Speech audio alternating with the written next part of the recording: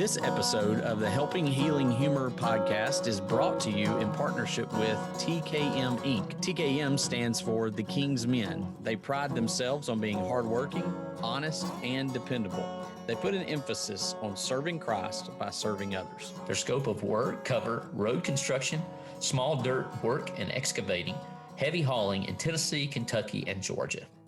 They can be reached at 931-243-3958, and they are located at 10635 Clay County Highway, Moss, Tennessee, 38575. You can also find more information at benandtravis.com/TKM. TKM Inc. is also a sponsor of the Batify Freedom 5K and Fun Run on July the 10th at Mars Hill Bible School. We would love for you to come run with us in person or do it virtually. You can register at benandtravis.bigcartel.com. That's benandtravis.bigcartel.com. Welcome in to the Helping Healing Humor podcast with Ben and Travis. I'm Ben. We are excited to be with you guys for another episode as we are coming to you on the halfway day of the 30-day Batify challenge. So guys, how's the 30-day challenge going for you? Man, I'm tearing it up. I have missed one day as I drove back from the beach. I did get my Proverbs reading in. But man, I'm feeling good. I did get all my walk in. I didn't do a lot of running while I was at the beach, but got a lot of walking in, spending time with the fam jam, soaking in the sun. How about you, Will? It's gone pretty well. I've missed a couple of days with some youth events, different things, but like this year for me has been total non-running and walking. Like the other day I did 5 miles kayaking. We did 4.5 miles with the juniors and seniors hiking Mount LeConte up in Pigeon Forge. So I'm just kind of trying to figure out how I'm going to get my stuff in while I'm sitting on the beach next week and trying to fight the urge of just straight relaxation. So it's been going pretty good. So kind of getting me into the St. Jude training, try and create a little habit so that I can get that and not die in the middle of a marathon at the end of the year.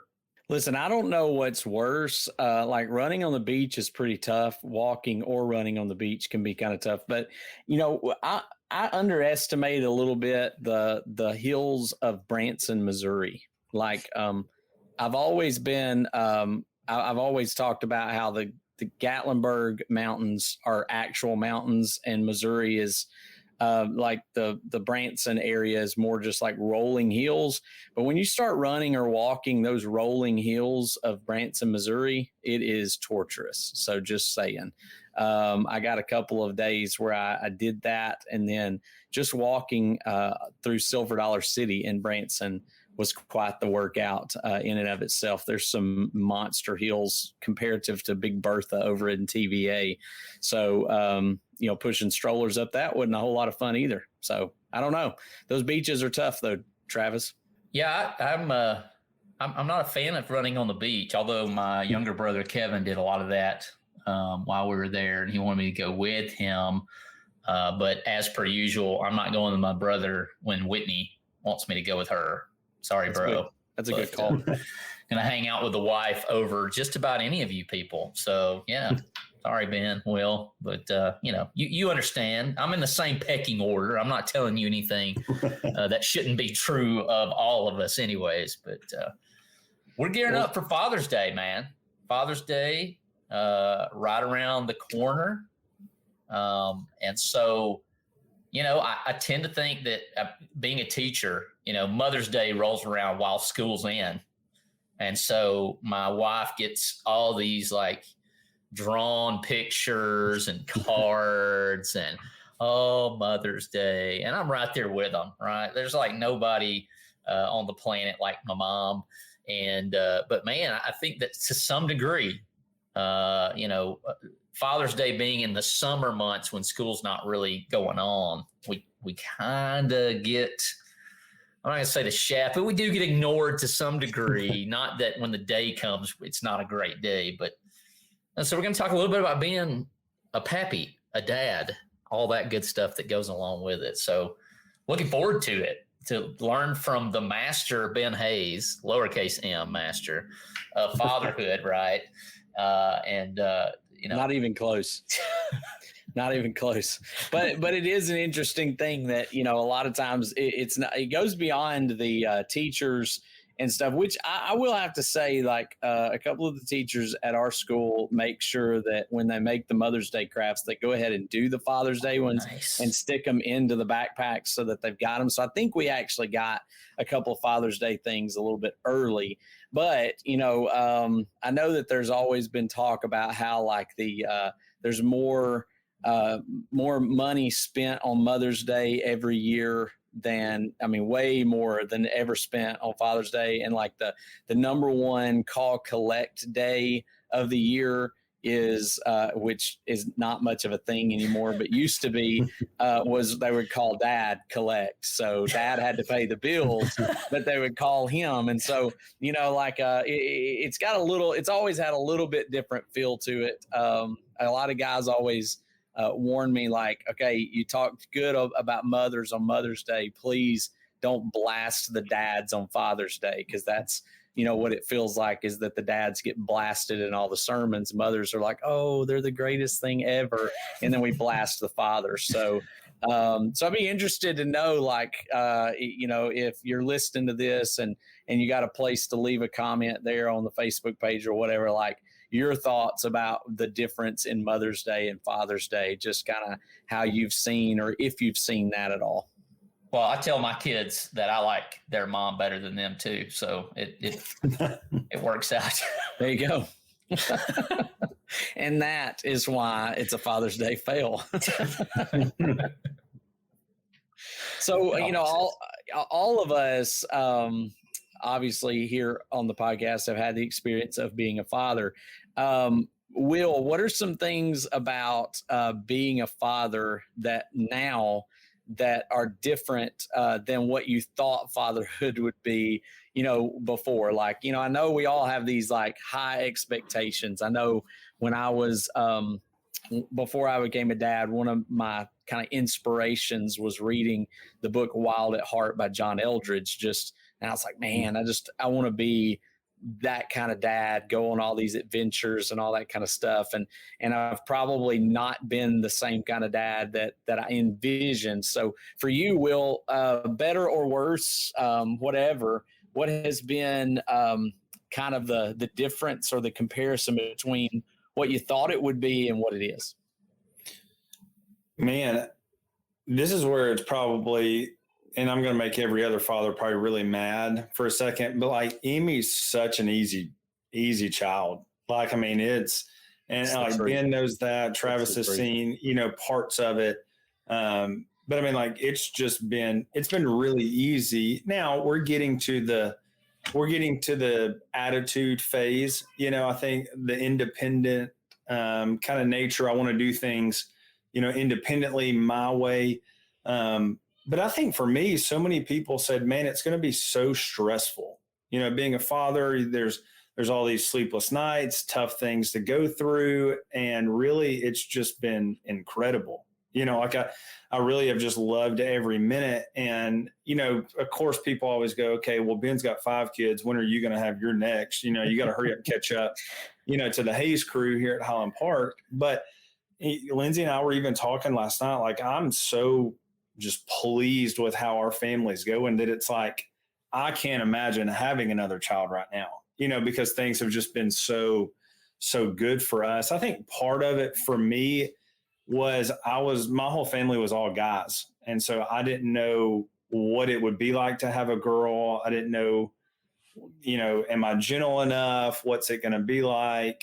And all that. And to me, I can't imagine not having a girl.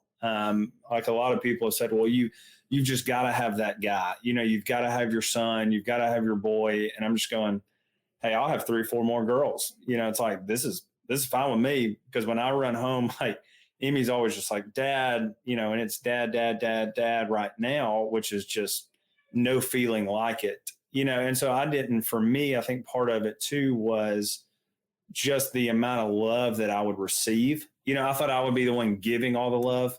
And it's just, man, your heart explodes and it's been so much fun for me. So I try not to go in with all these expectations. I thought for sure, we're gonna play softball, we're gonna play basketball, and we're gonna do all these things. And she loves to dance, and went to dance recitals and doing all that dance classes each week. And so I think there's some things like that probably as she gets older, I may look at and go, okay, this is going to be completely different. Like I thought I would always be a sports dad, and not that dance isn't a sport. It's just not something I've ever known.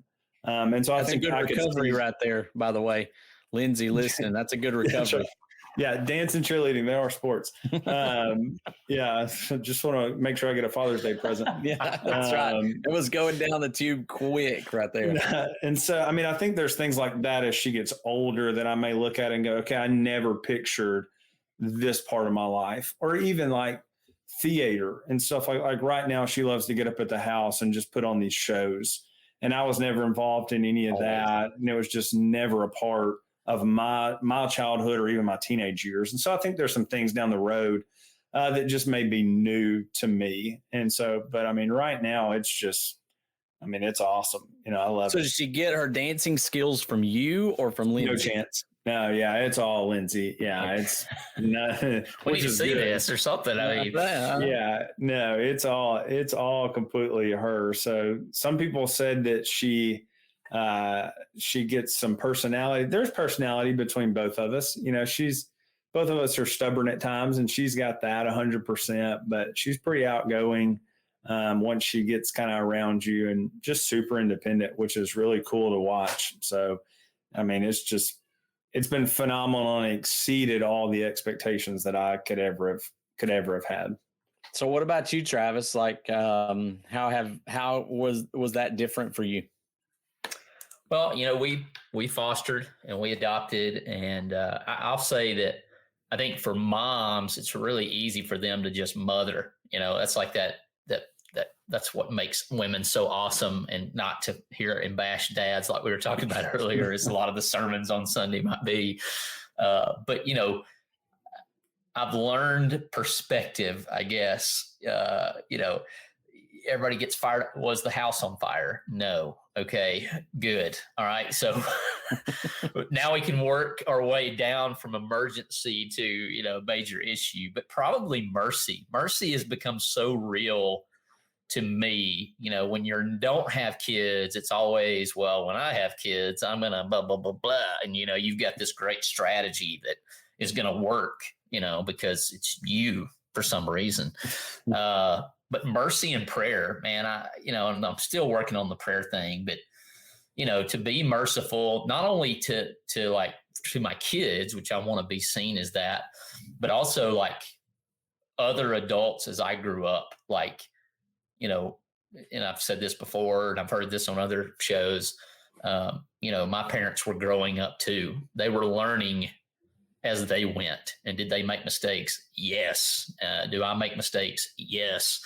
And so just understanding mercy and then trying to be merciful to my kids. Do I want them to remember me as this evil dictator who just could not stand the rules to be bent or broken, which I absolutely was when we first got them, and now I've moved to that mentality of, is the house on fire? Is someone's life in danger? Okay, not. Okay, then we can work our way down. But yeah, mercy and praying. I will say that I spend a lot more nights contemplating, did I show them affection today? I remember while I was on vacation last week, one day I was like, man, I just didn't see my kids like all day. Like that was cool with taking aunts and uncles, is there was no shortage of babysitters. But then it was like, okay, tomorrow, I'm going to spend all day with them if that's something that they want to do, which my daughter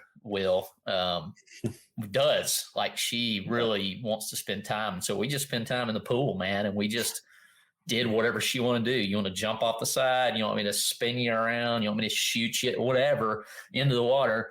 However you want to do it, let's do it. And so it was really cool to spend, probably 4, maybe even 6 hours together on that last day, that full day that we had the beach. And so, just giving them something that maybe they can latch on to, and, kids need that,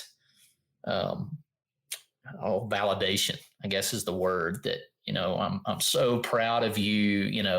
If you go out and win a gold medal, that's awesome. That's great. We'll celebrate. But, are you a decent person who can treat their neighbor with respect? Man, I'll be pleased. If you want to be my son, it's, a year or so ago, hey, what do you want to be when you grow up? A garbage truck. Well, I don't think you can be a garbage truck, but you can be a decent person and work on the garbage truck, and dad will be super happy. Like, awesome, whatever, man. But just trying to instill, and I think there's that gear of, I certainly don't think of, hey, I want them to have it better than I did. Cause man, like I grew up with just an awesome situation with a village of people who took a lot of, interest in my life. And I'm so thankful for that, but also instilling in them, that I love you and I have pride in, the awesome things that make you, you. Yeah, and I have to remind myself of that a lot, of the idea. I guess, we all think in terms of I want my kids to experience so much or have so much, or whether it's more. I'm kind of like you. I grew up in the same scenario. It's not like I feel like anything was lacking in my life. In fact, when I look back at my childhood, I think I had a pretty cool childhood, and we didn't do that much. We might go to the beach every so often. We might go to Gatlinburg every so often. We didn't have a ton of money. We just, did stuff together. And I think of it as pretty good, that I had it pretty good. But at the same time, I think everybody has these lofty goals of what I want for my kids. And really what your kids probably want more than anything is just dad. I mean, they just want mom, they want dad, they want to spend that time. And so they're just as happy to have a tickle fight, on the bed or on the couch as they are to go, do some huge thing somewhere. And you can take your kids to Disney World once a year, and never spend any other time with them. And I don't think that the childhood's going to be that great. I think they need you on a daily basis, on a weekly basis. And that's something where I have to really fight and struggle to, I get home sometimes at night and I just want to vegetate somewhere, I just want to go hide out in the room, get under the covers, do something. But I recognize that that fatherhood's an everyday thing. It's something that they need me. And motherhood is too. Motherhood is probably one that doesn't, and that's probably why they get a whole lot more glory sometimes, is because it's just, a natural thing. They're going to mother, like you said earlier. And fatherhood, we're going to father, but sometimes we have to, because of our time schedules and things like that, sometimes I think it means we've got to be very much more, what's the word I'm looking for? Like persistent or intentional. That's the word I was trying to get at. We got to be intentional about it, because we may be gone, on sometimes some dads work, weeks at a time away from home. And when they're home, they've got to be intentional about that time with their kids.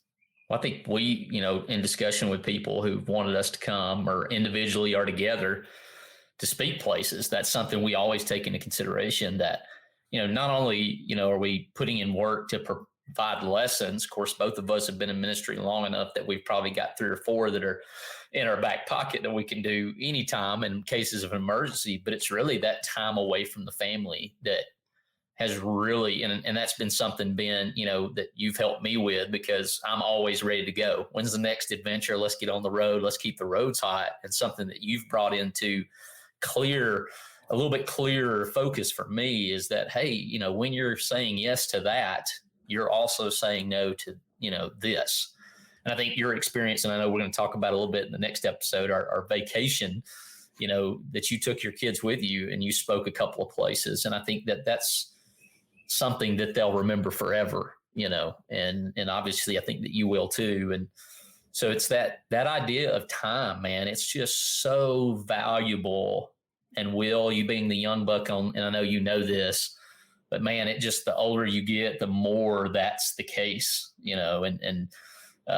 batch record these sometimes. And so it's, we keep some stuff in our back pocket when family time needs to happen.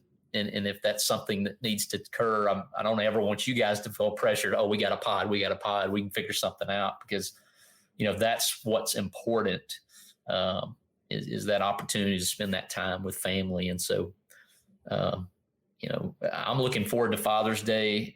So unless y'all have got a few other things you want to mention in that gear, I've got particular, a fun question. I think one thing I was going to mention that might bring up in the next one too. I don't know, whenever it's appropriate in there, but somebody, I think it's Daryl Pickle and Lonnie Jones and some of us that bow fish every now and then together. And I can't remember who said it the first time, but somebody, pointed to the sunset one night and said, we only get so many of those. Soak those in. You only get so many sunsets. And so I've tried a lot lately to think in terms of, I only get so many of those. You only get so many summers with your kids. You only get so many Saturdays with your kids. I know JJ Davenport pointed that out a couple of years ago. Like, when her daughter was getting close to graduating, I remember her talking about, I only get this many more Saturdays with my kid before she graduates and goes off to college. And so, when you really start thinking about it in those perspectives, you think, wow, that's, in a year, if you got one more year before they graduate, you got less than 52, Saturdays with them, because there's always going to be some things coming up. And so you just gotta kind of think in terms of how much more time do I have? And everything's limited. So soak up as much time. So Will, as you take off to the beach this week, soak up that time with Emmy, with Lindsay, with whoever else may be with you, because that's an event, and that's a time that you don't get back. So make sure you squeeze as much out of it as you can. So I will ask, this isn't necessarily, I guess it is a fun question, but since we're encouraging dads today, I want you guys to take an opportunity to send a shout out. So think of something, and hopefully there's a long list. I kind of know both of your dads. Obviously, I know Ben's dad a little more, but obviously they helped produce some awesome dudes that I like to spend a lot of time with. So give us something or some things that your dad did really well that you would love, hopefully are mimicking in your relationship with your kids. Will, you want to go first? Yeah, I'll go. So I'll do two things. My dad never missed a single event that I was ever involved in. Not that I could, and I've tried to, Lindsay and I have had this conversation a lot, because I've tried to think back, and I believe that he was most likely either at every game, or if he wasn't at a game that I was involved in, he was at Andrew's game and Mom was at my game. And so since we were both playing high school ball at Marshall at the same time, Dad was either watching Andrew or he was either watching me. And that's something that Lindsay and I have kind of set a precedent for, especially with youth ministry, is like right now, every week that Emmy has dance class, we will never attend a youth group, students function. Like it's always going to be Emmy stuff and then the youth group stuff. And so that's something I remember. Even Dad worked for the city of Florence, and he was a meter reader, and then kind of moved up into some other stuff there at the city. And I would, even at practice at Mars Hill, you've got the nursing home that sits above, or the assisted living apartments that sit up above the baseball field. And I would see Dad's truck up there even during practice sometimes, that he would just be swinging by. He had finished his work, and so he would be sitting up there at the top of the hill, just even watching practice. And so Dad was always just present at everything we were involved in. And I always thought, man, that's really cool, until I realized like how special it was because of so many kids whose dads don't go to their stuff. And I've been to a lot of youth group functions, all over, where parents just couldn't come because of work or because of some other issue. And Mom and Dad were just never that way. And so that's something that we've really tried to make a point of, that we're going to do for Emmy and any future children is just, hey, we're going to be at whatever it is that you do, because we realize how special that was because of how many people don't have that on a weekly basis. So that's the one thing that we're trying to take and kind of mimic that Dad did. I mean, of course, Dad always was at church. I mean, we were at church 30 minutes before the doors, before everybody else, before things started. Like Dad always had us there. Mom did. That's probably not just a Dad thing. That's a mom thing as well. But I was looking through an old Bible that I got the other day from college, and Dad had written me a note in it. And he said, and I forgot where it's quoted in scripture, but he said that a great name is worth more than riches. And he said, I want you to always live by this, that your reputation and who you represent is worth more than all the money that you could ever have in the world. And that's just something that's always, I remember reading that. He handed it to me. He and Mom both wrote a couple of things in it, and then they left me at Freed Hardeman. And that was kind of the last little sentiment that Dad, just kind of said without saying anything to me. And so I've always tried to live my life to go, hey, I want to represent somebody and represent Jesus in his name. And that's more important than anything else in the world. And so he wrote that. And then at the very end, he put Roll Tide. And so got to keep that going. And so, so he and Mom and I have season tickets this year. So it's kind of come full circle. He took me to games growing up, to Legion Field, to all over the place, to now be able to get to experience going back with him, because I'll probably be the chauffeur driving him and Mom down each weekend. It just comes kind of full circle to go back and spend those times now as an adult, like we did as a child, that he kind of pushed and did for us. So just a couple of things. Couldn't be more blessed that, to have the father that I do.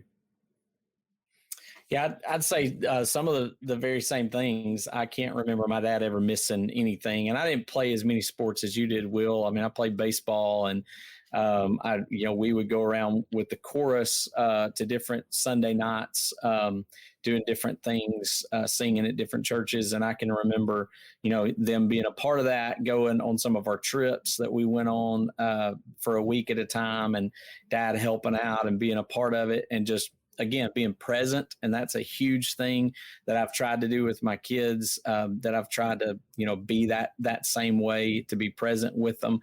Dad had, some different things that, remember who you are was one of those things. I think Travis asked on our Facebook group, what are some things that your dad said over and over again? There was a lot of the things on there that Dad said, like, I'll give you something to cry about or whatever. But he also said some things like, remember who you are and whose you are. And one that I kind of use a lot with kids, my kids and, youth group and whatever else, is just, leave a place better than you found it. And so Dad was just a big about respecting other people, respecting other people's stuff. And just, if you go somewhere and you trash a place, clean it up. If you go somewhere and it's already trashed, clean it up, and so whether you did it or somebody else did it, then, leave it better than you found it. So, I think I've gotten and brought a lot of, things about respect along with me from Dad. And I guess that's one of the things that drives me the most crazy is, people disrespecting things and disrespecting people. And I think I kind of got that from Dad. So one great memory of Ben's dad, Ronald, also known as Jackknife.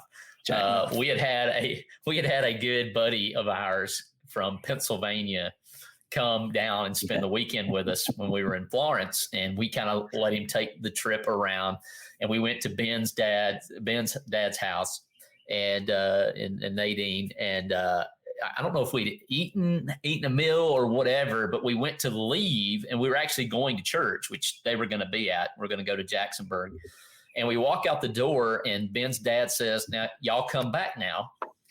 The southern statement thing, yeah, of hospitality. Y'all come back now.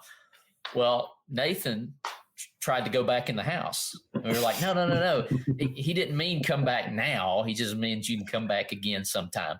No, that's disrespectful. He told y'all to come back in the house. We got to go back. No, Nathan, no. It's just a saying. He's going to be at church in just a few minutes. It's just him being hospitable.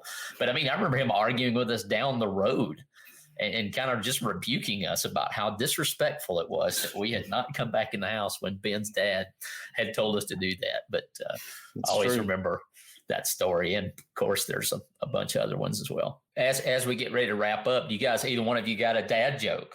There was one that I saw the other day, and of course, it comes from our good friend Justin Spann, because that's all that he will post on Facebook. They're pretty solid, by the way. And it's got in big bold letters, tradition, and then under it, it says the definition: peer pressure from dead people. And I thought, being in ministry, I was like, that one maybe has kind of has a interesting meaning, So wow.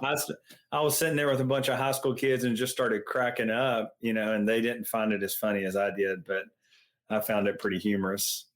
Well, my problem is I can never just come up with dad jokes. They just happen. So I'm just randomly going down the road and something will happen and I'll make some terrible joke. And Destin's like the dad joke police. So she's always like, that's horrible, Dad. Or I'll get a laugh out of it. So it just kind of depends. So I'm not real good at just coming up with over and over and over again dad jokes. But, in keeping with what we said just a little bit ago, maybe this one's one that is both terrible and meaningful. I'm afraid for the calendar, its days are numbered. So there you go. I'll leave you with my father-in-law's favorite statement. We sure do hope that you're hanging in there like a hair in a biscuit.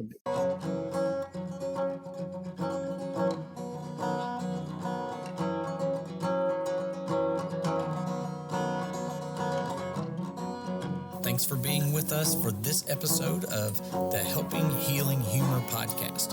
Be sure to download our free ebook, 28 Days of Focused Living, at benandtravis.com and receive all of our Helping Healing and Humor extra content directly in your inbox. We look forward to having you join us at the same Ben and Travis time, same Ben and Travis channel.